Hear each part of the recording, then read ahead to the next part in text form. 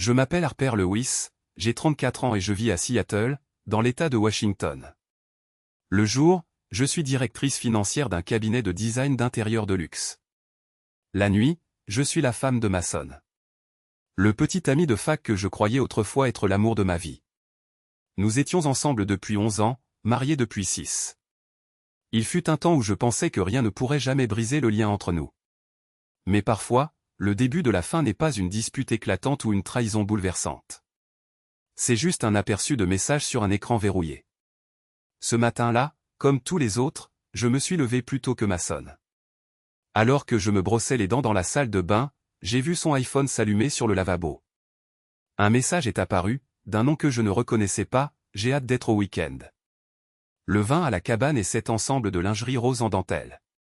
Je compte les heures. J'ai figé. Non pas parce que le message était osé, mais parce qu'il était réel. Je suis resté là, brosse à dents à la main, la mousse se dissolvant dans ma bouche, les pieds froids contre le carrelage. Derrière la porte en verre dépoli, j'entendais l'eau ruisseler sur le dos de mon mari alors qu'il se douchait, se préparant pour le travail comme n'importe quel autre jour. Et moi, je ne pouvais pas détacher mes yeux de l'écran alors qu'il s'éteignait. Je n'ai pas eu besoin de déverrouiller le téléphone. À cet instant, ce que je ressentais n'était pas le choc. C'était une confirmation. Je le soupçonnais depuis un moment. Dernièrement, Mason utilisait l'excuse des voyages d'affaires de dernière minute, me laissant seul dans la maison autrefois douillette pendant des week-ends vides.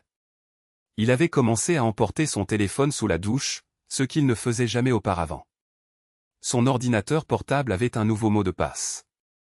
Et ses yeux qui me regardaient autrefois avec chaleur ne faisaient plus que me balayer du regard, comme si j'étais un tableau sur le mur dont il s'était lassé depuis longtemps. Je me disais, ne sois pas paranoïaque, Harper. Tout le monde se lasse après toutes ces années. Ne fais pas de scène pour un regard. Mais maintenant, je voulais juste remonter le temps et me dire, arrête d'être stupide. Je me suis lavé le visage, j'ai séché mes mains et je me suis maquillé comme toujours.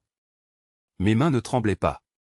Au lieu de cela, je ressentais un étrange vide, comme si je venais de sortir de ma propre vie et que je l'observais de l'extérieur. Quand je suis sorti de la salle de bain, j'ai vu Mason devant le miroir de la chambre, en train de nouer sa cravate. Il m'a jeté un coup d'œil et a souri, comme tous les matins. Peut-être n'avait-il pas réalisé que tout avait changé au moment où j'avais lu ce message sur l'écran de son téléphone. Ce week-end, j'ai un séminaire client à Portland, dit-il en ajustant son col. Je serai de retour tard dimanche. J'ai hoché la tête. N'oublie pas d'apporter un manteau épais. Il fait froid la nuit là-bas, ai-je répondu, ma voix plate, sans émotion. Je n'ai pas posé de questions sur le message. Je n'ai pas demandé qui comptait les heures. Je ne voulais pas interrompre le scénario minutieusement préparé dans lequel il avait mis tant d'efforts, car dans mon esprit, quelque chose d'autre avait déjà commencé à prendre forme, et je ne dirais pas un seul mot avant que ce ne soit terminé. Mason dormait toujours comme une pierre après son tennis du jeudi soir et 2 whisky. Je le savais aussi bien que je savais que son empreinte digitale déverrouillait le téléphone, avec son index droit.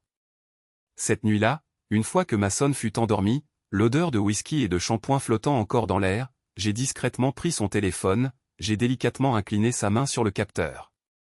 Clic, l'écran s'est allumé. Un frisson a parcouru ma colonne vertébrale comme le vent d'hiver venant du lac près de la cabane où il avait un jour promis de nous construire un balcon. Le message sur l'ensemble de lingerie rose n'était que la surface. Ce que j'ai découvert, c'était une vie secrète entière qu'il menait, une vie dont je n'avais aucune idée. Elle s'appelait Claire Donovan, et non une jeune femme naïve d'une vingtaine d'années. Claire était une représentante commerciale pour une entreprise de dispositifs médicaux, âgée d'environ 38 ans et vivant à Tacoma.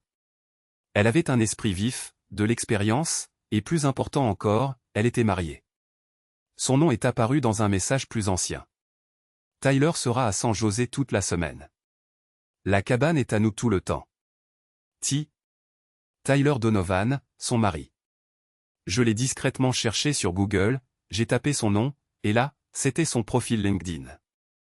Tyler Donovan, 41 ans, architecte pour l'habitat résidentiel et les grands projets, spécialisé dans les espaces durables, avec son propre cabinet à Bellevue. Sa photo de profil montrait un homme grand, avec une légère barbe de 3 jours et un sourire.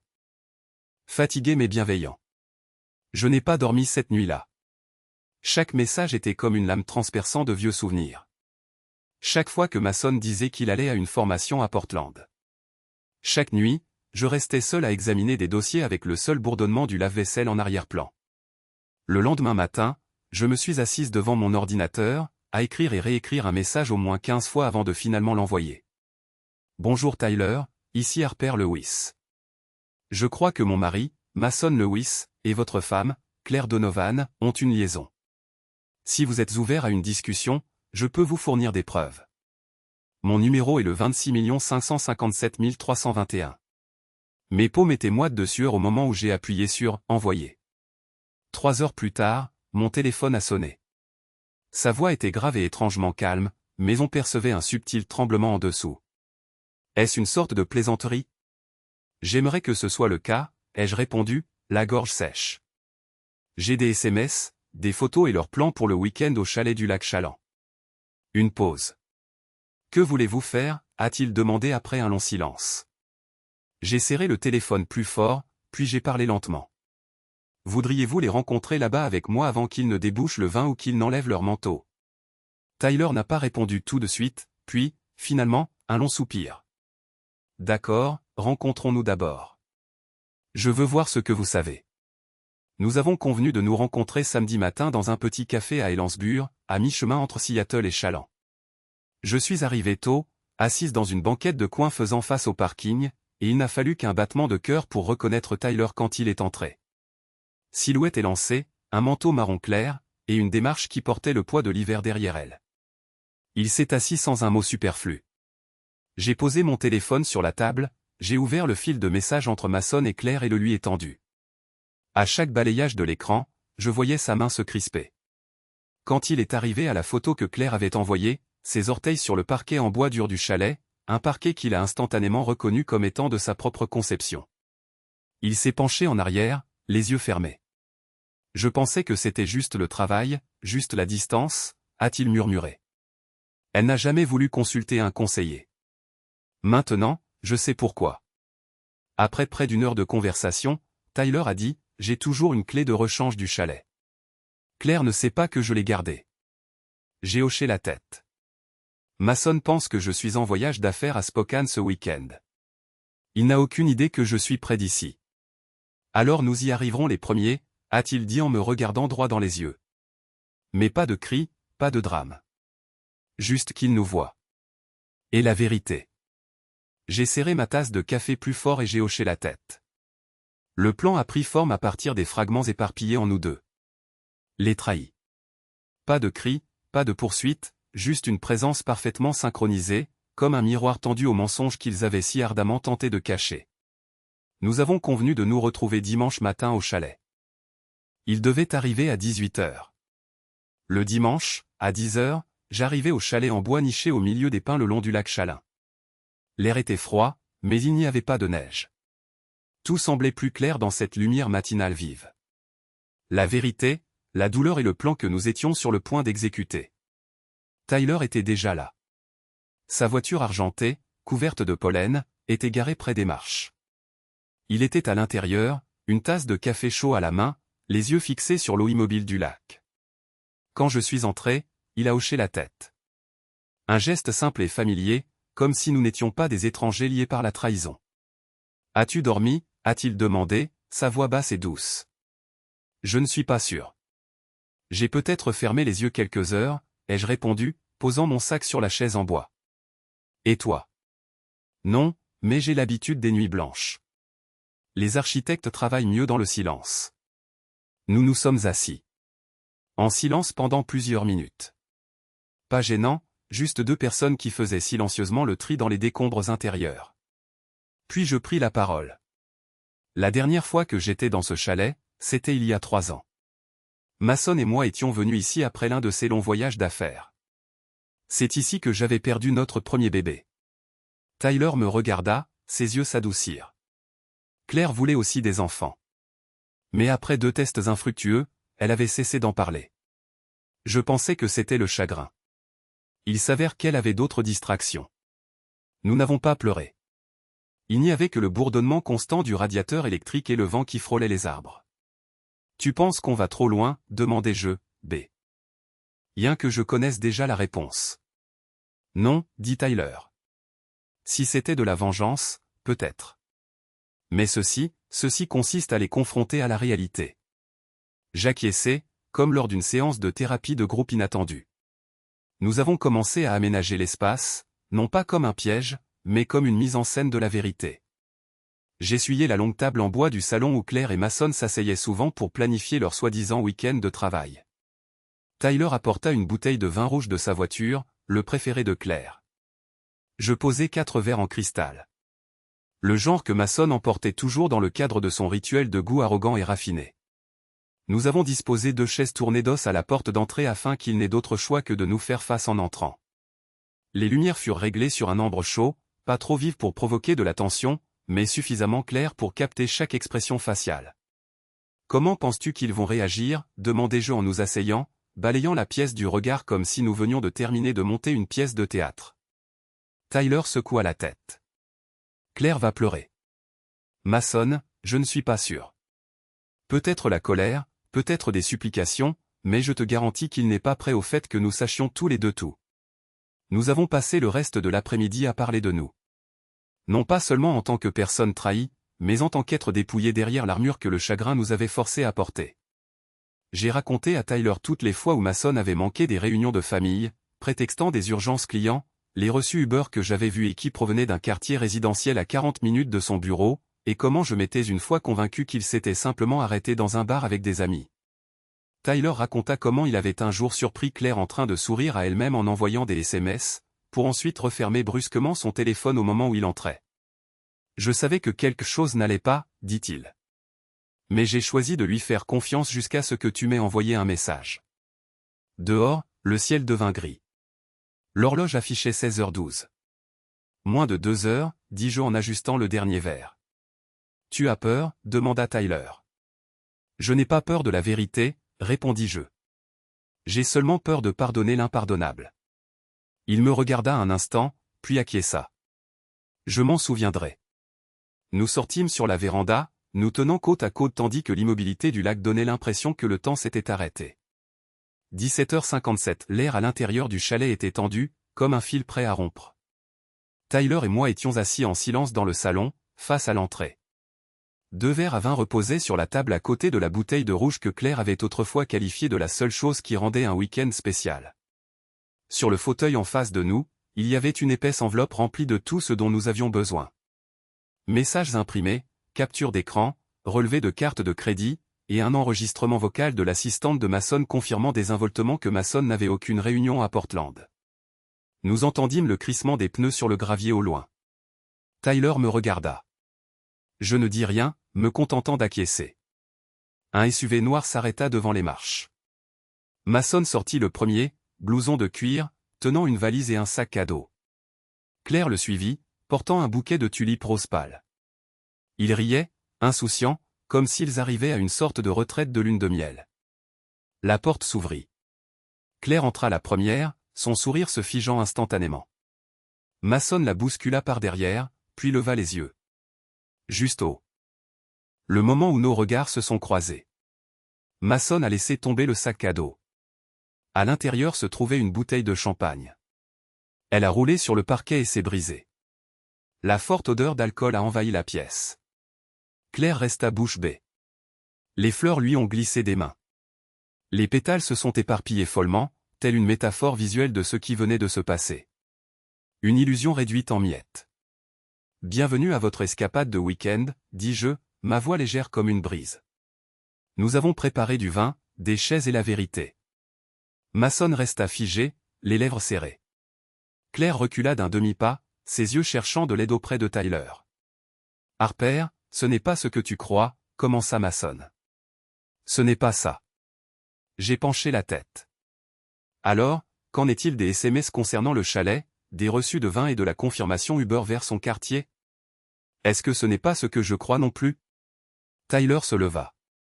Et moi, Claire? Tu as dit que tu allais à un séminaire avec une collègue.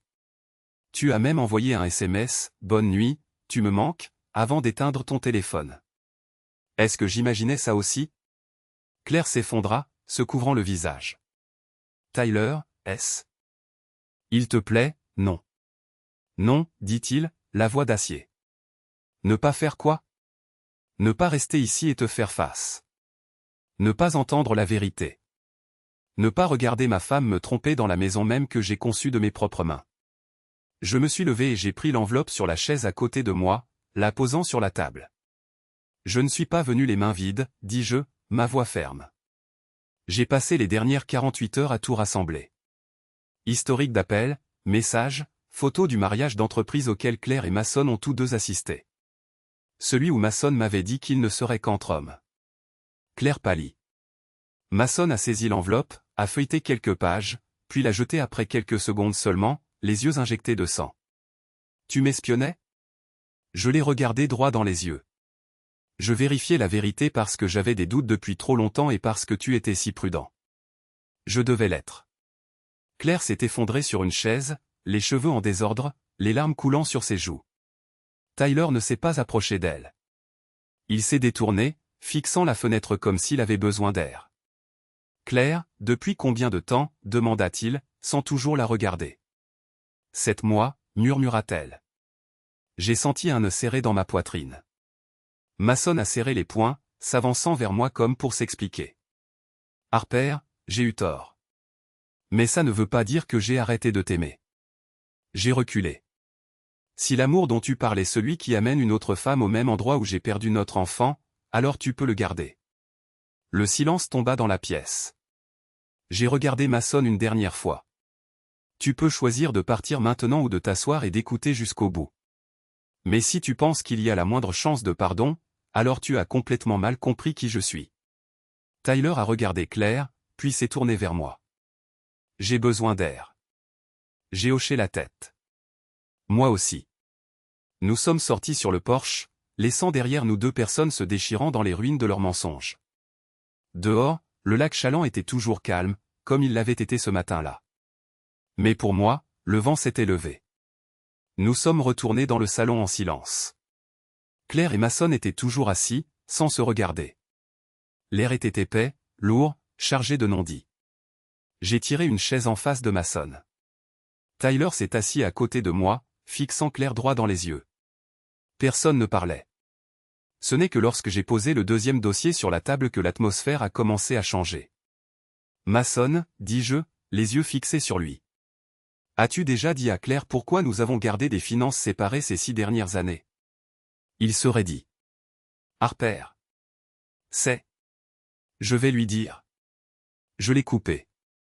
Claire, peut-être ne le savais-tu pas, mais Mason a contracté plus de 42 000 $ de dettes de jeu en 2015.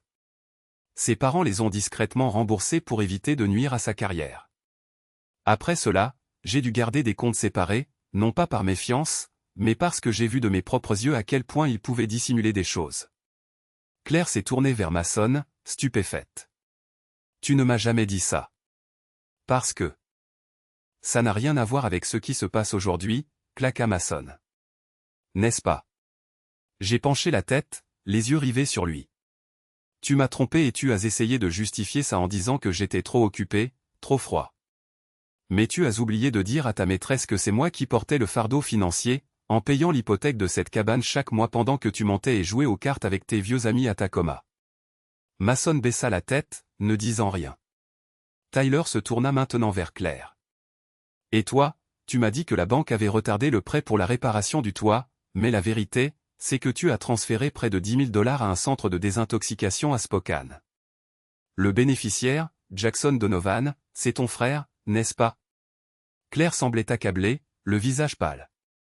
Je ne voulais pas que tu t'inquiètes. Non, dit Tyler, d'une voix ferme mais froide. Tu ne voulais pas partager la vérité. Tu as vécu 2 vies, une avec moi, une avec Mason, et le pire, c'est que les 2 étaient bâtis sur des secrets. Le silence tomba dans la pièce.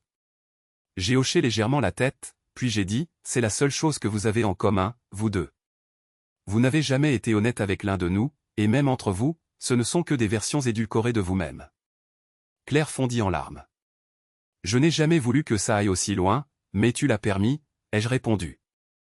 Je ne sais pas ce qui fait le plus mal, être trahi ou réaliser que la personne qui vous a trahi n'a même pas le courage d'admettre qu'elle a eu tort. Mason me regarda, les yeux rougis.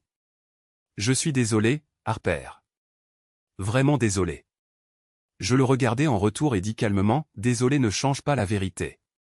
Et l'amour, s'il a jamais existé, ne peut pas sauver un mariage pourri jusqu'aux racines.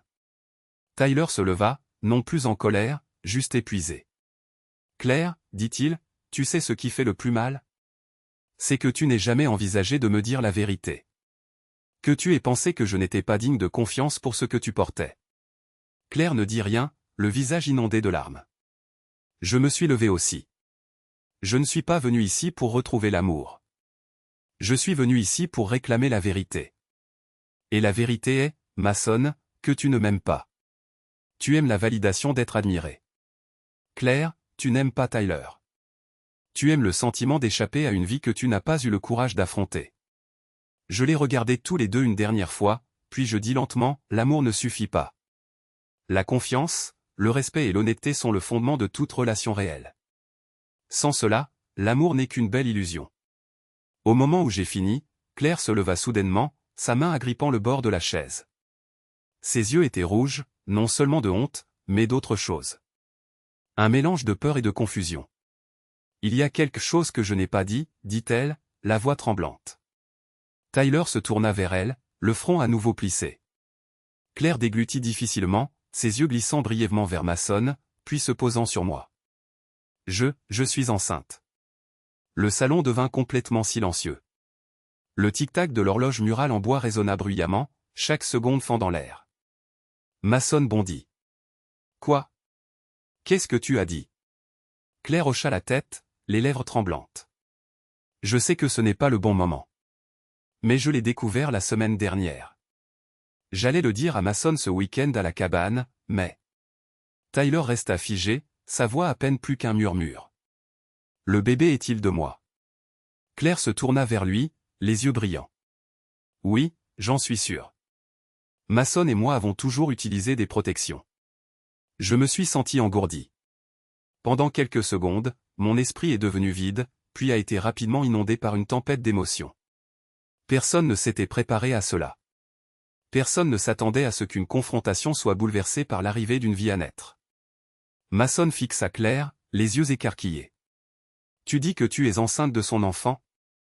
Ne l'appelle pas le sien, claqua Claire, montrant le premier signe de sang-froid depuis qu'elle était entrée. J'ai eu tort de te tromper, mais au moins je ne t'ai jamais menti sur ce que je ressentais. Tyler se détourna, les poings serrés. J'ai regardé Mason. Il ne pouvait plus parler. Son expression furieuse se transforma en quelque chose. Méconnaissable. Choc, humiliation, ou juste un vide complet. Je pris une profonde inspiration et me levai. Il semble que nous en ayons tous assez pour aujourd'hui, dis-je, mes yeux toujours fixés sur Mason. Et puisque tout est au grand jour, je ne vais pas faire traîner les choses. J'ouvris mon sac et en sortis une petite chemise, la posant sur la table à côté de lui. Voici la demande de divorce et tous les documents financiers que j'ai préparés. J'ai légalement transféré nos biens communs sur un compte séparé. Tout a été vérifié par mon avocat. Je n'ai rien à cacher. Mason ne répondit toujours pas, tu peux le consulter ou refuser de le signer maintenant, mais je ne changerai pas ma décision. Claire se rassit, tenant instinctivement son ventre. Tyler se tourna vers elle, la voix basse mais contrôlée. J'aurai besoin de temps pour digérer tout cela, mais si tu gardes le bébé, j'en prendrai la responsabilité. L'enfant n'y est pour rien. Claire hocha la tête, retenant ses larmes. Je sais, et merci de pouvoir encore dire ça. Je les regardais tous les deux, puis me tournai vers Mason. Je ne sais pas si tu as encore quelque chose à dire, mais si c'est le cas, c'est le moment. Il leva la tête, les yeux rouges et fatigués. Harper, tout ça, ça ne vaut pas la peine de tout gâcher. Nous avions tellement de bonnes choses. Tu as raison, acquiesçai-je. Nous avions tellement de bonnes choses. Mais le fait que tu aies choisi de tout échanger contre une vague excitation émotionnelle avec quelqu'un qui n'est même pas honnête avec son propre mari signifie que je dois protéger le reste de ma vie. Tyler se leva, poli mais ferme. Je vais à la voiture. Harper, si tu as besoin de quoi que ce soit après ça, appelle-moi. Je pense que nous avons encore quelques conversations à terminer. J'acquiesçai, reconnaissante de sa présence calme. Claire s'approcha de moi, hésitante. Je sais que je n'ai pas le droit de m'excuser, mais je n'aurais jamais cru que ça irait aussi loin. Je la regardais directement, mes yeux n'étant plus en colère, juste clairs. Les personnes les plus dangereuses ne sont pas celles qui sont manifestement mauvaises. Ce sont celles qui continuent de se dire qu'elles sont bonnes, même en mentant. Elle se figea un instant, puis se détourna. Je ramassai le dossier. Sortit un stylo de la poche de mon manteau et signai le coin inférieur gauche de chaque page. Lorsque je posai le stylo, je me sentis plus légère que je ne l'avais été depuis des années. Plus légère parce que je n'avais plus à maintenir un mariage qui s'était déjà décomposé. Plus légère parce que je n'avais plus à faire semblant de faire confiance à quelqu'un qui ne le méritait pas. Je levai les yeux vers Mason, l'homme qui avait été jadis toute ma jeunesse, le rêve d'une famille à laquelle je croyais autrefois. Bonne chance, dis-je. Tu vas en avoir besoin de plus que ça. Tyler et moi quittâmes la cabane vers 21h. À l'intérieur, Mason était assis immobile sur sa chaise, et Claire s'était recroquevillée dans un coin de la pièce, tenant son ventre comme si la seule chose à laquelle s'accrocher était la vie qu'elle venait d'admettre grandir en elle. Personne ne nous a raccompagnés. Personne n'en avait besoin. Nous marchions en silence, le craquement des feuilles mortes sous nos pieds nous rappelant qu'un chapitre s'était officiellement clos. Tyler m'ouvrit la portière de la voiture, puis s'installa sur le siège conducteur. Avant de démarrer le moteur, il jeta un coup d'œil et demanda doucement, « Tu veux manger quelque chose ?» Je connais un petit endroit dans le centre de Chaland qui reste ouvert tard. Rien de chic, mais leur soupe au poulet est plutôt bonne. Je ris. Un rire inattendu, puissant, mais sincère. Oui, mangeons. Je meurs de faim. Nous nous assîmes côte à côte dans un petit restaurant, la lumière jaune et chaude projetant une douce lueur sur la vieille table en bois. Aucun de nous n'essaya d'analyser ce qui venait de se passer.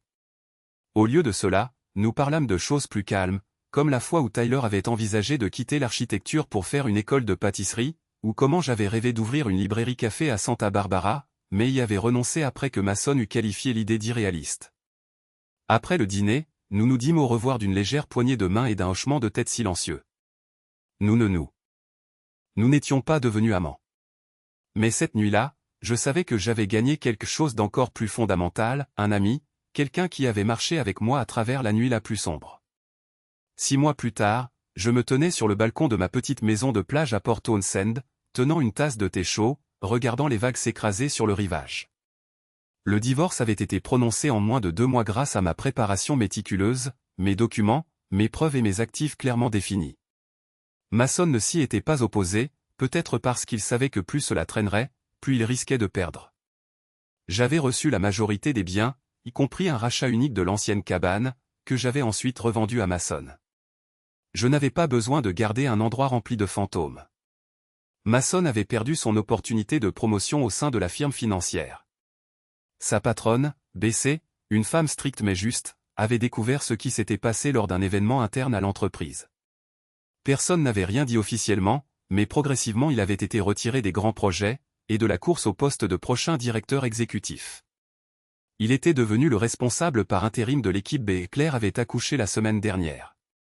Tyler m'avait envoyé un message, le bébé est là, en bonne santé, une fille. Les émotions sont en vrac, mais nous essayons. Une photo était jointe. Une petite main serrée autour du doigt de Claire et Tyler regardant l'appareil photo avec une douceur que je n'avais jamais vue auparavant. Je ne sais pas s'ils s'étaient remis ensemble en tant que couple, mais il est clair qu'ils apprennent à être honnêtes avec eux-mêmes et l'un avec l'autre, même si c'est tard. Quant à moi, je vis seul dans une nouvelle maison en bord de mer. Ce n'est pas loin de Seattle, mais suffisamment paisible pour que j'entende le vent chaque matin. J'ai changé de travail. Plus directrice financière, mais conseillère financière indépendante travaillant selon mon propre emploi du temps. Fini les réunions à n'en plus finir. Fini les chaînes de mai à minuit. J'ai aussi appris à décompresser, à me reposer, à respirer. Tyler et moi sommes toujours en contact. Pas souvent, mais régulièrement. Parfois, c'est un rapide, joyeux Thanksgiving. Parfois, c'est juste, j'ai vu une petite cabane de style français en Oregon. Ça m'a fait penser à toi, ma belle, et parfois c'est un appel de 15 minutes juste pour demander, ça va? Je n'ai besoin de rien d'autre. Nous avions traversé ensemble l'une des nuits les plus longues de nos vies. Et même si aucun de nous ne le dit, je sais que nous sommes amis. Une amitié qui n'a pas besoin d'étiquette, juste d'un regard pour se comprendre. Ce soir-là, j'étais assise sur le porche, tenant mon livre préféré, avec un petit lecteur de musique à mes côtés, jouant doucement une simple. Au nid de WC. Je ne pensais plus à Mason. Plus de douleur, plus de regrets, seulement une paix tranquille comme la mer d'automne. J'avais survécu à ce qui me semblait autrefois impossible. Et le plus important, je m'étais retrouvé. Un matin de mars, de bonne heure, juste au moment où le soleil se levait sur les pins lointains, je me suis réveillé plus tôt que d'habitude. Non pas à cause d'un réveil, ni pour une réunion ou un emploi du temps chargé, simplement parce que je voulais profiter de ce début de journée que j'avais manqué pendant des années. La lumière entrait par les fenêtres vitrées, se répandant dans le salon de ma petite maison sur la baie de Port Townsend. L'espace était baigné d'une douce lumière dorée, se reflétant sur la tasse de thé que je tenais, rendant tout étrangement clair. Je me suis assise dans mon fauteuil familier, j'ai drapé une couverture légère sur mes jambes, et j'ai regardé la mer, clapotant doucement au loin. Mon cœur ne se sentait plus lourd, et surtout, je ne me sentais plus comme la femme abandonnée. J'avais divorcé et commencé une nouvelle vie. Mason avait autrefois été une partie importante de mon monde. Mais il n'était pas la destination. Il était entré dans ma vie pour me donner une leçon coûteuse, pour me réveiller et m'aider à réaliser que la confiance ne devrait jamais être accordée à quelqu'un qui ne sait pas la protéger. L'amour ne dure pas quand l'honnêteté fait défaut. Et le sacrifice aveugle ne fait que nous faire oublier notre propre valeur. J'ai essayé d'être une bonne épouse, une réussite au travail, douce dans mes conversations, pardonnant les défauts. Mais qu'ai-je obtenu en retour? Un mariage rempli de trahison. Un mari qui ne me regardait plus comme une partenaire, mais comme quelqu'un qui préparait sa fuite sans se faire prendre. Ça a fait mal? Bien sûr. Mais la douleur ne me submergeait plus. Elle m'avait ramené à terre. Je m'étais retrouvé plus que jamais. Je n'étais plus la femme assise seule dans la voiture, pleurant en silence après avoir réalisé que son mari avait changé son mot de passe.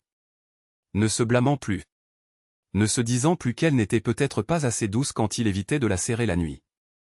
Ne serrant plus une tasse de café chaque matin juste pour entendre ses mots, tout en se sentant complètement engourdi à l'intérieur. Je suis stable maintenant, lucide, alerte et assez forte pour m'éloigner de quiconque ne mérite plus une place dans ma vie. Je me souviens de la dernière fois où j'ai vu Mason. C'était lors d'un événement caritatif financier à Seattle. Il se tenait à l'autre bout de la pièce avec un verre de vin, me regardant de loin. Il avait l'air différent, plus mince, plus silencieux. Alors que je passais près de lui, il a doucement appelé « Harper ». Je me suis retourné. « Bonjour, tu as l'air en forme », a-t-il dit en hésitant. « Je vais bien », ai-je hoché la tête.